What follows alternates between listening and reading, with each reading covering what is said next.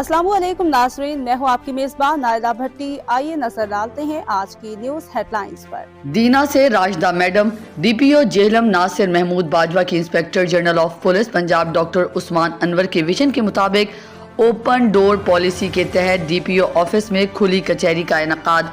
DPO Jhelum ने शहरियों को फर्दन फर्दन खुद सुना और मौके पर अहकाम जारी किए।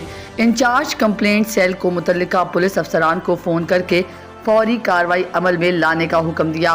मुतल्लिका अफसरान को मार्क कर दो दरख्वास्तों पर इंक्वायरी और कार्रवाई करके रिपोर्ट पेश करने का हुक्म। जिस ऑफिसर को दरख्वास्त मार्क की गई वो खुद इंक्वायरी करके रिपोर्ट पेश करेगा। डीपीओ जेहलम, खुली कचहरी के जरिए पब्लिक फीडबैक हासिल करके पॉलिसिंग को मजीद बेहतर बनाया जाएगा। डीपीओ जेहलम नासिर महमूद बाजवा। के लिए इतना ही। मजीद खबरों और हेडलाइंस के लिए आपकी खिदमत में फिर हाजिर होंगे। तब तक के लिए दीजिए इजाजत।